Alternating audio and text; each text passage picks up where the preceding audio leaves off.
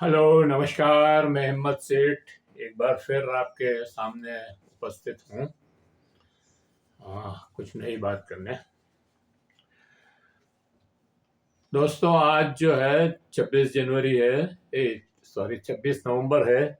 और 26 नवंबर को अभी कुछ सालों से हम संविधान दिवस मनाने लगे हैं। आ, इसके अतिरिक्त 26 नवंबर को मुंबई में बहुत बड़ा आतंकवादी हमला हुआ था। वो भी 26 नवंबर को ही हुआ था। और 26 नवंबर को मजदूर और किसानों ने मिल करके 26 नवंबर 2020 को एक प्रदर्शन किया, एक ज्ञापन दिया राष्ट्रपति को, और उसमें उनके जो मुद्दे थे उनको राष्ट्रपति को भेजा और आशा की कि वो हमारी मदद करें, लेकिन ऐसा कुछ हुआ नहीं। और आज जो है उसी 26 नवंबर को अलग अलग तरह से सब जगह मनाया जा रहा है। मतलब कुछ लोग संविधान दिवस मना रहे हैं, कुछ लोग प्रदर्शन कर रहे हैं, कुछ लोग रैलियां निकाल रहे हैं और किसान मजदूरों की बातें उठा रहे हैं।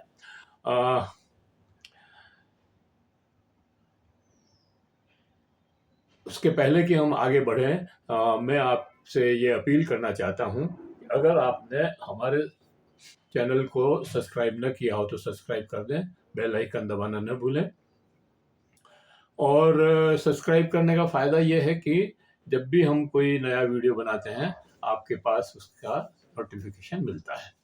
अगर वीडियो अच्छे लग रहे हो तो लाइक करें और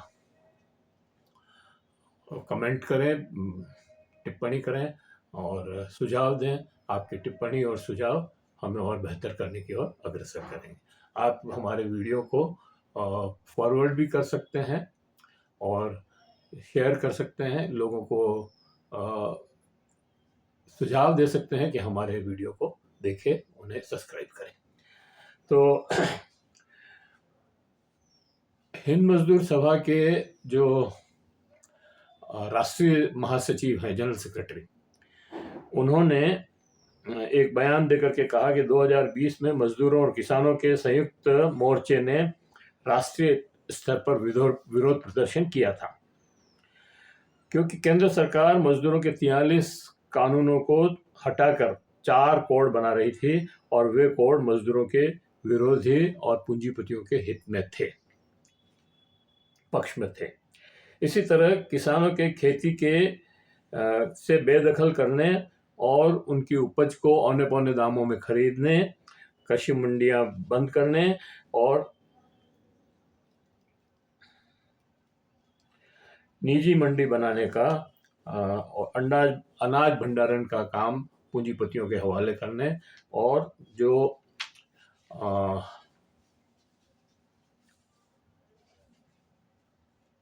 ऐसे कानून ला रहे थे जो किसानों के विरोधी में थे, तो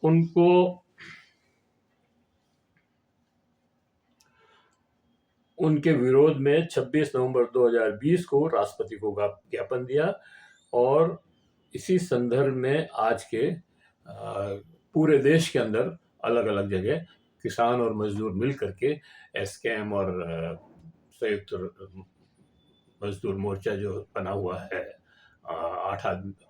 10 यूनियन का जो मोर्चा बना हुआ है, वो मिल करके 12 यूनियन का वो मिल करके आज जगह जगह प्रदर्शन कर रहे हैं और विरोध प्रदर्शन कर रहे हैं। तो अब मैं थोड़ा सा किसानों के उसके ऊपर बात करना चाहता हूँ। सभी जानते हैं कि किसानों के कानून बनाते वक्त राज्यसभा में बहस होने के बाद वोट डिवीजन की मांग की थी, लेकिन उसे नहीं माना और ध्वनि मत से उस बिल को स्वीकार कर लिया गया और वो कानून बन गया। तीनों कानून लागू हो जाते तो किसानों की कमर ही टूट जाती।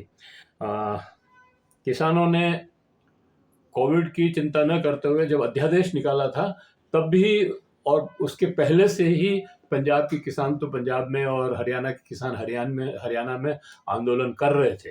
लेकिन जब ये कानून बन गया तो उन्होंने दिल्ली कूच करना शुरू किया और दिल्ली की सरकार ने दिल्ली आने से उनको रोक दिया बॉर्डर पे।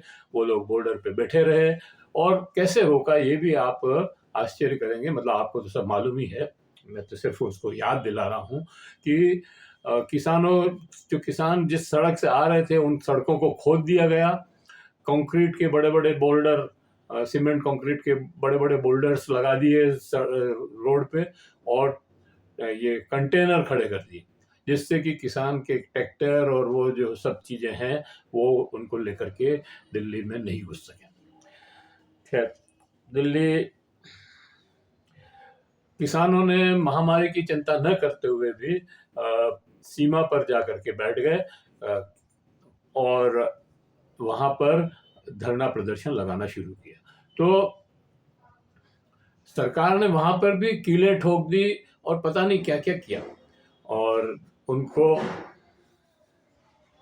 इस तरह से उनको रोक रहे थे जैसे कोई विदेशी सेना हमारे देश पर आक्रमण कर रही हो, जबकि ये किसान अपनी मांगों को लेकर के संसद के सामने पेश करना चाहते थे और ये उनका हक है। मतलब लोकतंत्र में अगर आप आंदोलन नहीं कर सकते हैं तो क्या मतलब है? लोकतंत्र में तो आप अपनी बात को कह सकते हैं, आंदोलन कर सकते हैं और बातचीत से बातों को तय कर सकते हैं।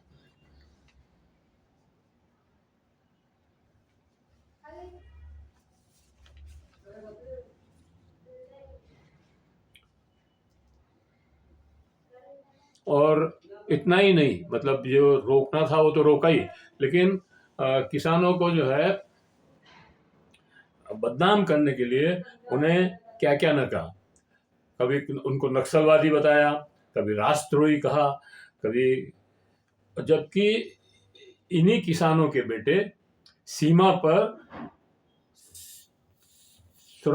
सीमाओं की सुरक्षा करने के लिए सेना में भर्ती हुए हैं और वो इनके बेटे वहाँ सीमा की सुरक्षा कर रहे हैं। उन्हीं बेटों को जो रक्षा कर रहे हैं, उन्हीं के पिताओं को इन्होंने नक्सलवादी और राष्ट्रद्रोही कहा। तो आप देखिए कि कितना जो है वो किया इन्होंने। और जो किसान यहाँ पर आके बैठे उसमें से भी बहुत सारे फौजी थे जो रिटायर्ड होने के बाद खेती कर रहे हैं, उनकी जमीन होगी तो खेती करेंगे और जिन्होंने देश की सेवा के में अपना जीवन लगा दिया और जिन्होंने सुरक्षा की, देश की सुरक्षा, सीमाओं की सुरक्षा की, उन लोगों को आपने राष्ट्रद्रोही का। हमारे प्रधानमंत्री का क्या करें? प्रधानमंत्री धर्मनिरपेक्ष, ये नया शब्द अभी अत्री साहब ने बोला था कहीं, तो मैंने उसको पकड़ा है। धर्मनिरपेक्ष जो हो गए हैं उन्हें धर्मनिरपेक्ष होना चाहिए था, वे शर्मनिरपेक्ष हो गए। शहर के लोग जो किसान आदिवासियों के हित की सुरक्षित करने के लिए काम कर रहे हैं, उन्हें समर्थन दे रहे हैं, ऐसे लोगों को अर्बन नक्सल कहा गया और कुछ लोगों को आंदोलन जीवी।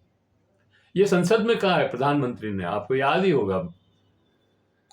तो दोस्तों, ये जो रवैया है सरकार का किसानों के विरोध में, उसका किसानों ने विरोध किया। 13 महीने तक वो सिंदूर बॉर्डर और उस पर बैठे रहे। तीनों बॉर्डर्स जो मिलती है, इधर तो शायद इन तीनों बॉर्डर पे किसान आंदोलन करते रहे, बैठे रहे, वहाँ पर धरना प्रदर्शन करते रहे और 350 किसान शहीद हो गए। 750 किसान शहीद हो गए। यूपी को चुनाव को देखते हुए प्रधानमंत्री ने टीवी पर किसान कानूनों को वापस लेने की घोषणा की। प्रधानमंत्री को थोड़ी भी शर्म होती तो किसान नेताओं को बुलाकर बात करते, उनसे समझौता करते और कानून वापस लेते। फिर जो किसानों की जो मुख्य मांगे हैं उन पर कोई बात नहीं की। उन पर उन्होंने वो भी एक तरफा कि हम कमेटी बनाएंगे और एमएसपी को लीगल गारंटी कैसे दी जा सकती है उस पर कमेटी बनाएंगे और उसको लागू करेंगे, लेकिन वो आज तक नहीं हुई। मतलब लगभग 4 साल 3 साल हो गए उस बात को, अभी तक वो कमेटी और न लीगल गारंटी और न ऋण माफी कुछ भी नहीं हुआ।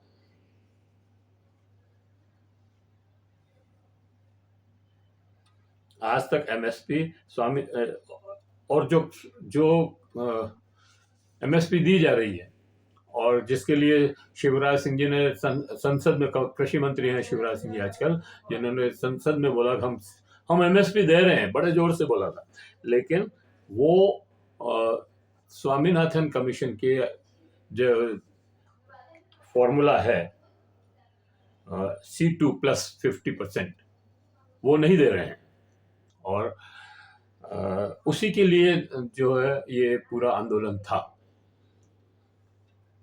संयुक्त किसान मोर्चा और इसके लिए आंदोलन करेगा, ये आज के प्रदर्शन और धरने से तय होगा।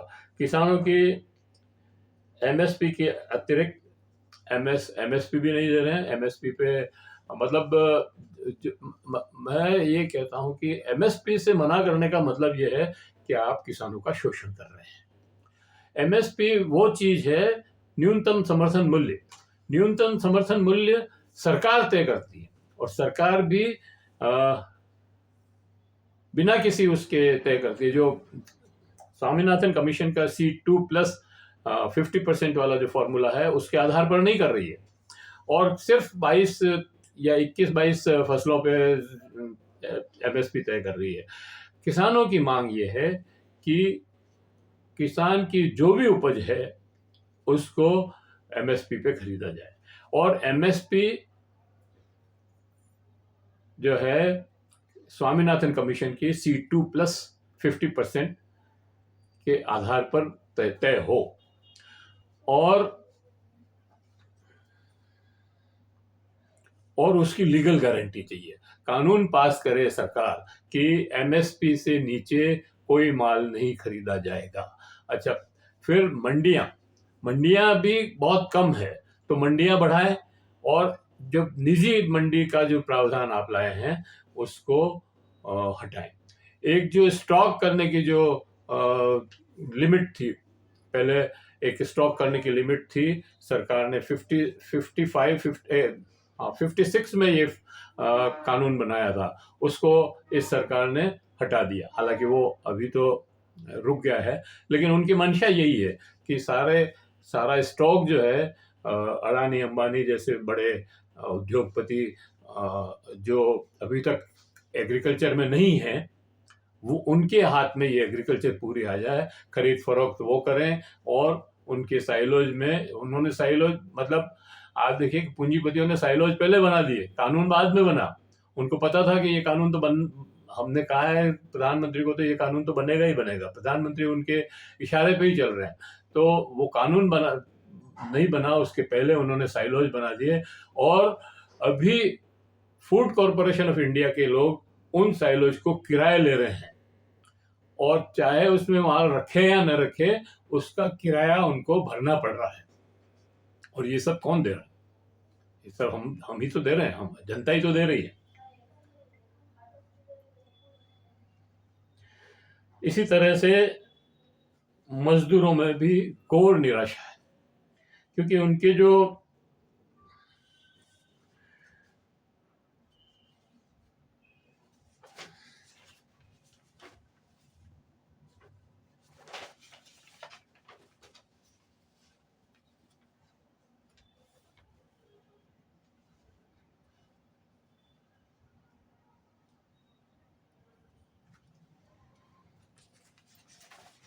सरकार इन विषय पे बात ही नहीं करना चाहती और सरकार ने जो 4 कोड पास किए उसमें उन कोड़ों को भी बिना उन कोड़ों को तो बिल्कुल राज्यसभा में तो बिल्कुल बिना किसी बहस के पास किए और उसमें इन्होंने टाइम 8 घंटे के बजाय 12 घंटे कर दिया, और यूनियन बनाने के अधिकार को बहुत ही जटिल बना दिया, तो कोई यूनियन ही नहीं बना सकता। और जो बार्गेनिंग जो है उस कानून को बदल दिया, तो उससे अब आप जो है कोई जॉइंट बार्गेनिंग मतलब नहीं कर सकते। तो ऐसे कई कानून जो है, जो 1942 1926-27 में जो कानून लड़ करके संघर्ष करके ट्रेड यूनियनों ने प्राप्त किए थे, उन कानूनों को भी इन 4 कोड में बदल दिया गया है। तो इन सब के को लेकर के आज मजदूर और किसान संयुक्त रूप से कई पूरे देश के अंदर कई जगह पर कलेक्ट्री के ऊपर या और जगह धरना प्रदर्शन कर रहे हैं। कुछ जगह रैलियां निकाल रहे हैं, ज़्यादा अच्छी स्ट्रेंथ है वहाँ रैलियां निकाल रहे हैं। और इसमें रेलवे के और सारे मजदूर हैं, पूरे LIC, railway, post and telegraph इत्यादि इत्यादि जितने भी, और बाकी जो कोल माइंसेस हैं या और जो माइंसेस हैं, जो भी इंडस्ट्रीज हैं, उन सब के लोग इसमें शामिल हो रहे हैं। तो ये एक चेतावनी है, अगर इससे नहीं माने तो इसके आगे भी आंदोलन करेंगे, करने की जरूरत पड़ेगी तो जरूर करेंगे, और हम अपने अधिकार मतलब मजदूर अपने अधिकार लेके रहेंगे। तो ये वीडियो हम यहीं समाप्त करते हैं। और इस वीडियो को समाप्त करने के पहले मैं आपसे फिर ये अपील करना चाहता हूँ कि अगर आपने हमारे इस चैनल को सब्सक्राइब न किया हो तो सब्सक्राइब कर दें, बेल आइकन दबाना न भूलें, कमेंट बॉक्स में जाएं, वीडियो अगर अच्छे लग रहे हो तो लाइक करें, फॉरवर्ड करें, लोगों को मैसेज करें, और लोगों से आग्रह करें कि हमारे वीडियोस देखें और वो भी सब्सक्राइब करें। अगर आप को वीडियो अच्छे लग रहे हैं तो लाइक करें, कमेंट बॉक्स में जाएं, कमेंट लिखें और सुझाव दें, टिप्पणी करें, और आपके सुझाव, टिप्पणी और कमेंट्स हमें और बेहतर करने की ओर अग्रसर करेंगे। जय हिंद, जय भारत, और फिर मिलेंगे किसी नए वीडियो के साथ। धन्यवाद।